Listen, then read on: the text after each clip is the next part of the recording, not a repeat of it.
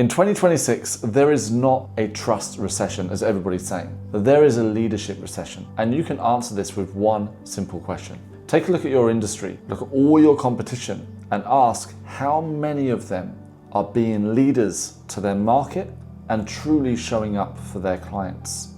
And this takes us from this red ocean with stacked competition, everybody maybe offering a similar service to you, and sure enough, they might not do it as well as you, but this is how you're going to grow a business, and a real business that's profitable with clients that are loyal to you, and you're going to separate yourself from all this competition in 2026. The market, whether you're an online business, whether you're face-to-face, is desperate for great leadership. Now, you don't need to be a worldly leader, but what we're looking for, and everybody's looking for this, is somebody who has true mastery in their craft, and they have the ability to be there for their clients, to weather the storm and to show up for them. So ask yourself, how are you leading your clients now? If there's one thing that you're going to do that is industry leading, it doesn't mean that you are leading in your products or services, but leading your clients, being there for them, supporting them, keeping them accountable, knowing that you can articulate what you do to your clients and give them clarity so they're not losing trust in the process. Remember, trust is the symptom, but the symptom of a lack of trust, because we have lost a lot of trust in the last few years, especially in the online coaching, consulting world. But the cause of all of it is a lack of great leadership. And if we bring it back to the root cause, the source of who you are, I don't want you chasing. I don't want you chasing the next thing, whether it's AI, whether it's a new service, a new product, or worrying about what your next move is going to be in your business. When you bring it back to the very essence of who you are. And by the way, if you don't know me already, my name is Pete Scott. I quite literally teach sales, but to sell from your energy, because sales is an energy game. And when we think about energetics, your energy means everything comes back to you, your very essence of who you are. And this is the deeper work that I do with my clients. Sure enough, we do all of the surface level as well, the techniques, the tools, the methods, the strategy. But the deeper you go down to your energetics, that's the foundation of everything. So when I say that what's going to separate you in today's market is your leadership, it doesn't mean that you need to show up as somebody that you are not. Because a lot of the time when we hear leadership and we visualize, I want you to do this now, visualize somebody that you consider to be a true leader. You probably go straight to a worldly leader like a president or somebody in business. You go, well, I'm never going to be them. They're confident, they're extroverted in their personality, they've got a ton of charisma, and perhaps, for me, I'm introverted.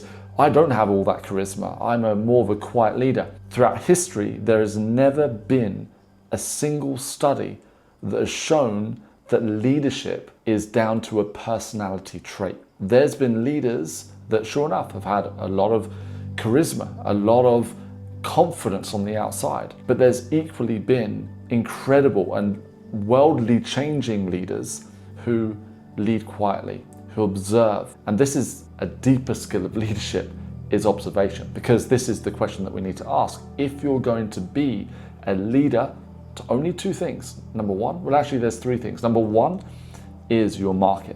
Number two is your clients. And number three is yourself, because leadership starts within. And if you're going to achieve these things, then we need to understand what are some of the deeper components of leadership. Well, number one is knowing yourself. This is by far the most important thing that I teach in sales and my clients to grow their business.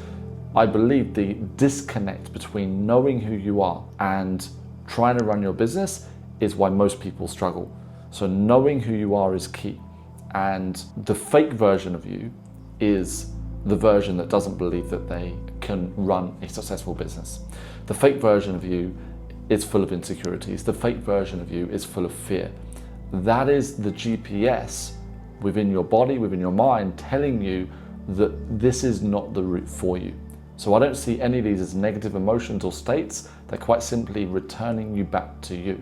However, the real you is the one who leads from calm. The real you is the one who knows themselves. You stand for what you believe in. So number one is knowing who you are. Number two is the ability to observe.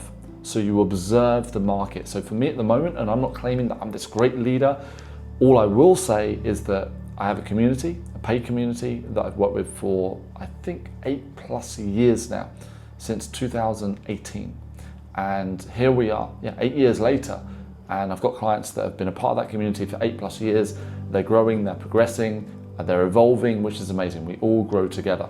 And I do have the conversation at the end of every single year, and I say, as the leader of this community, if I'm not growing, if you feel that I'm not evolving as a leader, if I'm not growing and you're no longer gaining value, and I'm talking about tangible value that you can use within your business, I love that you're here. I love that you like me enough to pay me every year. However, if you're no longer gaining value, then it's time to move on.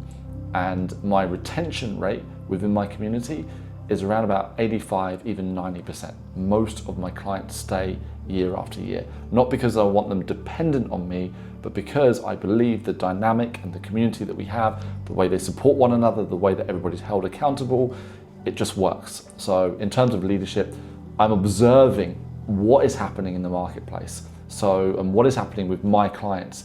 There is a lot going on, and the more that we can observe, the more that we can listen and use our eyes to listen as well. We don't just listen with our ears, we listen and we observe the marketplace. And then from there, you start to see the patterns that are happening, the things that are happening within the world, the things that are happening within your industry, and then you stand for what you believe in. I say this to my clients again and again. What will help you break through is not some sales technique or some marketing methodology.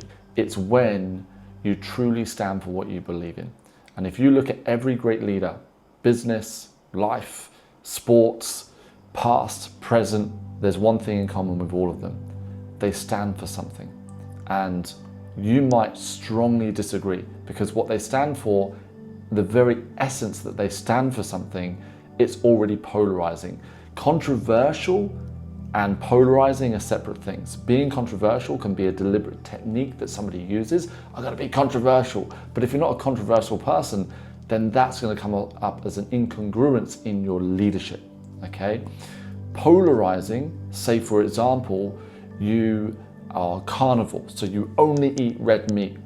The very essence that you only eat red meat and you stand for that and you talk about it daily, and that's maybe you are a nutritionist and this is how you lead your market. The very essence that you stand for that, you don't need to be controversial. What the topic that you already stand for is deeply polarizing. You're going to get people that strongly oppose what you do, especially at the other end where you've got vegans, vegetarians, so on and so forth.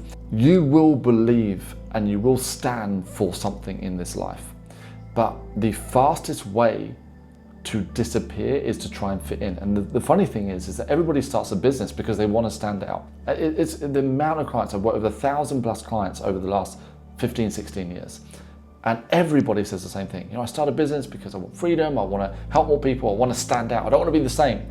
But it amazes me that we all start these businesses to stand out, and then we work so hard to fit in. And like Tetris, when you fit in, you disappear. And this is why so many people are struggling unnecessarily. There's so many talented people out there, but because they're not stepping into their leadership, they're not embodying their true potential. And my intention from this message today is that somebody watches this and goes, oh my goodness, it's actually a lot more simple than I'm giving credit for. But it's not a tool, it's not a technique, it's not AI. All of those things can be useful. These are deep principles. Observation, standing for what you believe in.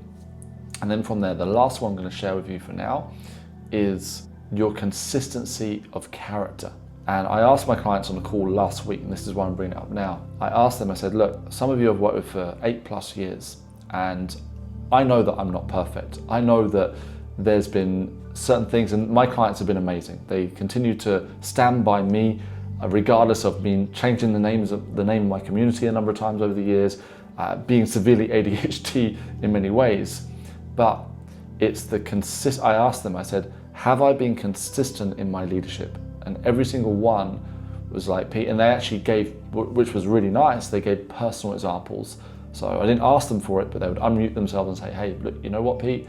I still remember when you did this 8 years ago, this specific scenario, and you're still showing up today. One of them mentioned that how every single call for 8 years, I host 2 calls per week, every single call for 8+ years, I've never been late, I've always showed up, and yeah, it's the consistency in your leadership. And there's so much more I can say, but I just wanted to share this with you today. I feel moved to talk about it today because there's so much out there and it can be overwhelming in how do I grow my business? What do I need to learn next? Do I need to spend more money on different software, or do I need to have this AI thing in my business? All of that can be great, but nothing is going to be more effective than you embodying your version of leadership. Maybe you're the quiet leader. Maybe you're the reflective leader. Perhaps you are the extroverted leader. But I guarantee you, as I'm saying this right now, you already know what type of leader you are. That's my message for today. If you've enjoyed the video, then hit the subscribe button. If you're not subscribed here already, I appreciate every single subscriber. Like, drop a comment with what you've got from today. I'll see you in the next one.